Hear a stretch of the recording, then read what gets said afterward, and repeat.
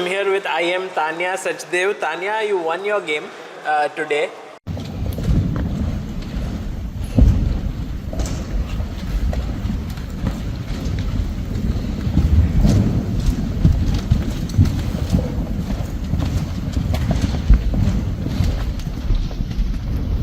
It was a very interesting opening.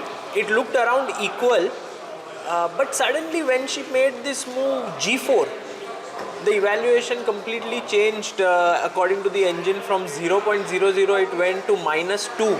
Did you feel that during the game? G4. You played C5. Yeah, but is C5 correct there? Yes. Okay.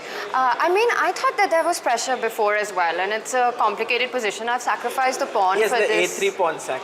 Exactly. Like, I think there's long-term strategic compensation after that. But it was kind of difficult to break because she's defending all the pawns and sometimes threatening activity on the king side.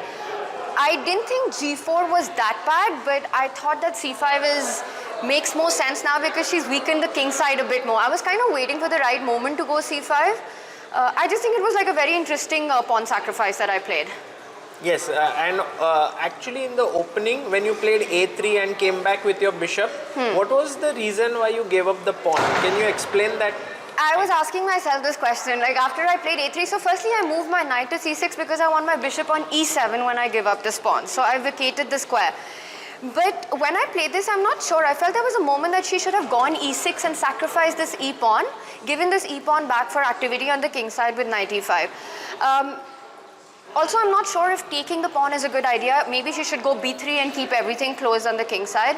In general, these kind of concepts of A5, A4, A3 are quite thematic in the Italian, where there's nothing direct happening. You're probably not going to win the pawn back immediately, but it's a long-term compensation. And you kind of just keep playing for piece activity. But it really wasn't that easy to break through or to win the pawn back. I just think it was an interesting way to try to create some chances. Also, your maneuver of knight to E6 was a very good one because the knight on E6 stood very well. Yeah, it's that typical concept of a blockade on E6 with that pawn on E5. But when I played knight C6, I wasn't sure if I was going to go knight D8, knight E6, but I also have a plan of knight A5, knight C4 maybe in some positions. But I think you're right, like knight on E6 is not only sort of attacking D4, but also defending the C7 weakness in many critical positions. Yeah, it somehow worked out. I think time pressure for her and a difficult position in terms of lack of space is difficult to play with 30 seconds on the clock. I've been on that side as well. True. And Tania, you've now scored 2 wins in this tournament, this today and also against Kiol Basa.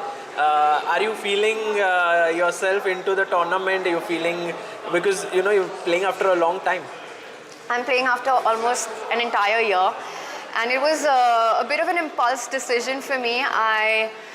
To come here and to play. It's such a strong tournament, and I'm so happy to be here and to play and to feel these emotions that I've been missing out on for the last year. It's a very difficult tournament, and every game feels like this incredible challenge.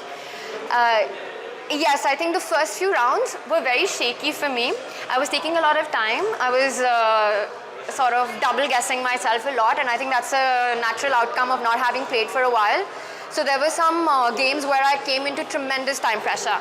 But 3-4 games, 4-5 games, getting that practice in, sort of trying to get rid of that rustiness, I'm definitely feeling better. And it's amazing that you are able to play so well, even after a year's break of not playing. It's very difficult, believe me.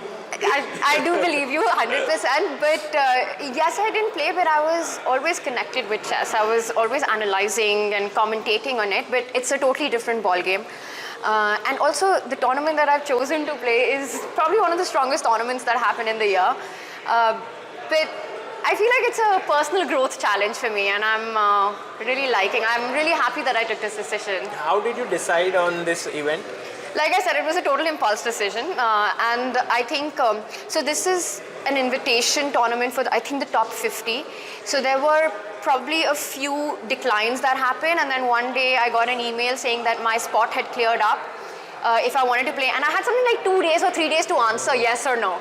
But I took 5 seconds. I was like, this is the Grand Swiss. I don't know if I'll ever get this opportunity again. And it also sort of motivated me that, okay, I think this was about a month and a half before the tournament was about to start, that maybe I'll start training a bit, look at chess, and yeah, I just took a decision like on the spot. I said, it's an opportunity, I should do it. You know, for all the people who do something else but love chess as much as you do, they are always worried to get into chess, but you do it ever so often. You played at the Olympiad, you got the bronze medal, now you're playing here. Can you tell us what is the way in which to do it? Or what is the secret? Is there something that they can do so that they can jump in? I think that is the secret. You just have to jump in. But then you have to do well. You can't drown, yes, and you swim. But the thing is that I don't think you ever really drown. You know, it gets turbulent. But I feel at the end of that, however it goes, once you've gone through this whole thing, at the end of it, regardless of the result or the outcome, it's a real big adventure journey. And I think what you pointed out, I just love the game. So whether it's commentary or it's playing, I'm always inspired to do more of it. Fantastic. So basically you came here with the approach to have fun, and I came here with the approach to try and play some good chess. play some good chess, and you are doing it. Tania, congratulations for the win today, and good luck for the last 4 rounds. Thanks, Sagar.